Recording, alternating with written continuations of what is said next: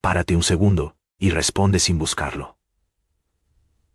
¿Cuántos filósofos estoicos sabrías nombrar ahora mismo?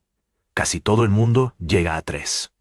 Séneca, Marco Aurelio, Epicteto. Y ahí se acaba la lista. Los estudiosos modernos, sin embargo, suelen contar 4 grandes estoicos romanos. El cuarto se llamaba Gayo Musonio Rufo, y no es un secundario, es el maestro de uno de los otros 3. Epicteto fue alumno suyo. Aún así, de los 4, es el único cuyo nombre no aparece en ninguna parte del estoicismo que circula hoy, ni en las citas, ni en las camisetas, ni en los vídeos. Y hay un detalle que lo resume todo antes incluso de empezar. No ha llegado hasta nosotros ningún retrato antiguo identificado de él. Ninguno. Lo único suyo que hoy se puede tocar es un trozo de papiro roto. Roma, años 60 del siglo I. En una misma sala hay 2 hombres que van a vivir 2 vidas casi idénticas y a terminar en 2 sitios opuestos. El que enseña es Musonio, hijo de un tal Capitón, caballero romano de Bolsini, en Etruria, rango ecuestre, posición, dinero, respetabilidad. Tácito lo describe como un seguidor devoto de la doctrina estoica y miembro del orden ecuestre. El que escucha es un esclavo cojo, propiedad de Epafrodito, secretario personal de Nerón, que le permite asistir a las lecciones. Ese esclavo es Epicteto, el mismo del que ya hablamos en otro vídeo de este canal. A partir de aquí, los 2 hilos corren en paralelo. Los 2 enseñan lo mismo. A los 2 los destierra un emperador. Los 2 fundan escuela. Y solo uno de los 2 ha llegado hasta ti. Antes de contar cómo desaparece, hay que decir qué enseñaba, porque no se parece demasiado a lo que hoy lleva su etiqueta. De las lecciones suyas que sobreviven, la tercera y la cuarta se titulan, literalmente, que las mujeres también deben estudiar filosofía y deben las hijas recibir la misma educación que los hijos. Su argumento es sencillo y, para su época, incómodo. Los dioses han dado a hombres y mujeres la misma capacidad de razonar y el mismo juicio moral. Si la virtud es la misma, la educación tiene que ser la misma. Y lo remata con un ejemplo doméstico. A los caballos y a los perros se los adiestra igual, sean machos o hembras. Hay un detalle que revela a quién le estaba hablando de verdad. No dice niños y niñas, dice hijos e hijas. Le está hablando a un padre romano concreto, sentado delante. El resto de su catálogo va en la misma dirección práctica. La lección quinta pregunta qué es más eficaz, la teoría o la práctica. La 11ª pregunta qué medio de vida es apropiado para un filósofo, y responde que la agricultura, labrar la tierra, no cobrar por hablar. La 15ª pregunta si debe criarse a todo niño que nace, y sostiene que sí, en contra de la costumbre romana de abandonar recién nacidos. La 18ª trata sobre la comida. Y luego está la 12ª, sobre el placer sexual, que es donde llega más lejos. En la Roma del siglo I, se daba por hecho que un amo podía disponer de su esclava sin reproche. Musonio le da la vuelta al argumento, y le propone a ese amo una sola pregunta. ¿Qué le parecería si fuera su mujer la que tuviera relaciones con un esclavo varón? En aquella Roma eso no se decía, y no lo plantea para escandalizar a nadie. Lo plantea porque su método entero consiste exactamente en eso, coger una costumbre que nadie discute, y obligar al que la practica a mirarla desde el otro lado. Y ahora, la parte que empieza a explicar el silencio. Años 60. Nerón aparta de Roma a un aristócrata llamado Rubelio Plauto, y Musonio se marcha con él al destierro, voluntariamente. Años 62. Plauto muere y Musonio vuelve. Año 65. Estalla la conspiración de Pisón contra Nerón, y a Musonio lo acusan de participar.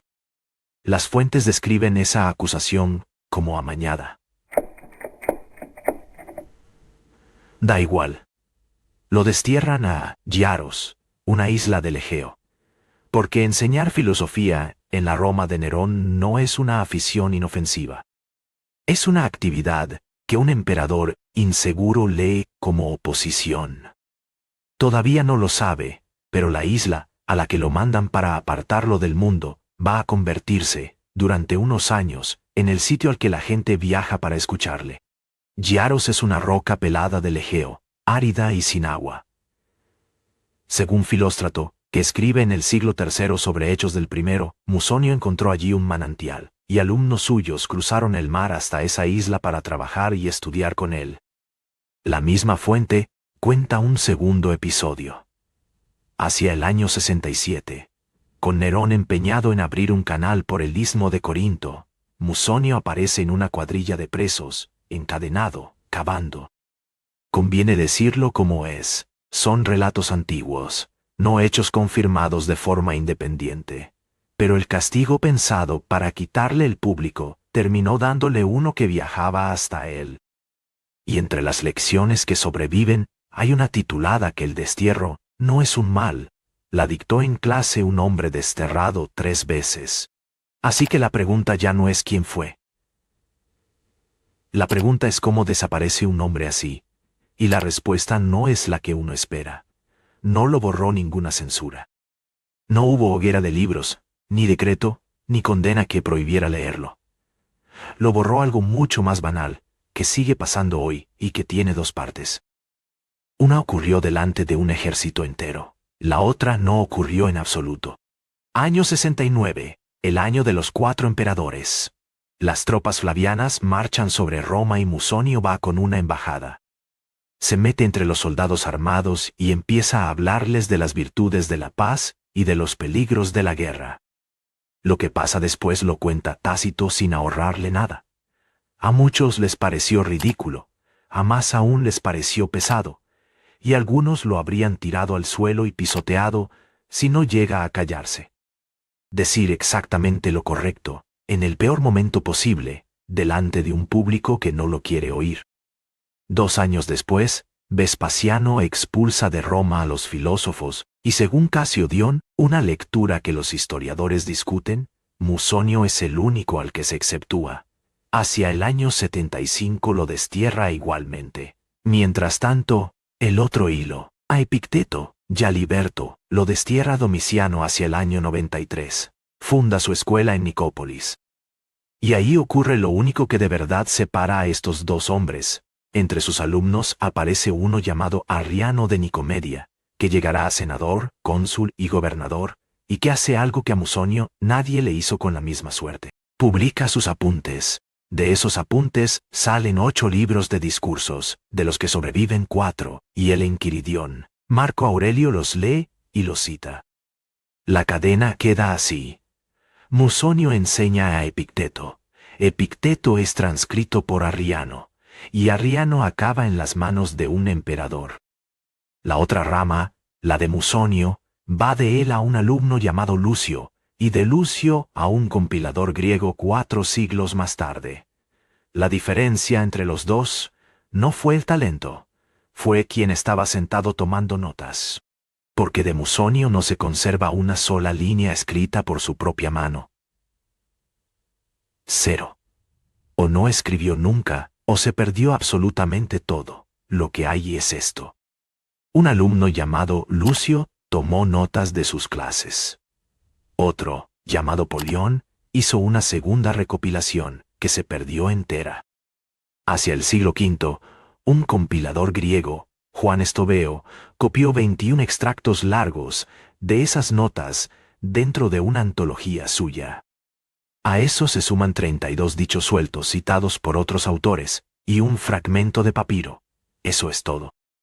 Y hay un detalle final, que resume el vídeo entero, la edición académica de referencia de su obra completa. Publicada por Otón Hense en 1905, lleva por título Musoni Rufi Refi Reliquia. Los restos de Musonio Rufo. Su obra completa se llama, en su propia portada, Los restos. Y sin embargo, no fue un desconocido en vida. Tácito lo tiene por el estoico más destacado de su tiempo. Y 2 siglos después, Orígenes, escribiendo contra Celso, pone solo a 2 hombres como modelos de vida a imitar, Sócrates y Musonio. De ahí viene el apodo que todavía se usa hoy, el Sócrates romano. Murió antes del año 101. Lo sabemos porque Plinio el Joven menciona a su yerno en sus cartas. Y merece la pena mirar el contraste con ahora mismo. Este mismo año, 2026, la prensa lleva meses publicando artículos sobre el auge del estoicismo en redes sociales y sobre lo mucho que esa versión se ha alejado de los libros de los que dice venir. El estoicismo que circula hoy, el de los vídeos y las frases sueltas, se resume casi siempre en tres ideas: no sentir, endurecerse, dominarse.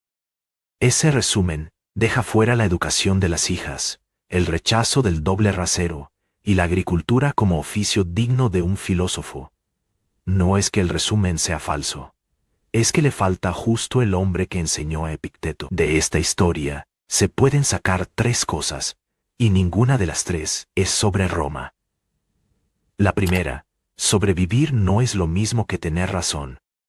Lo que llega hasta nosotros llega por quien estaba tomando notas, no por quien tenía más que decir. La segunda: un maestro no controla su legado, controla a quien deja entrar en la sala. Y la tercera, la más incómoda de las tres. Cuando una idea se vuelve popular, lo primero que se cae es su parte incómoda. La obra completa de un hombre puede caber en las notas de otro, y aún así llamarse, con toda razón, los restos.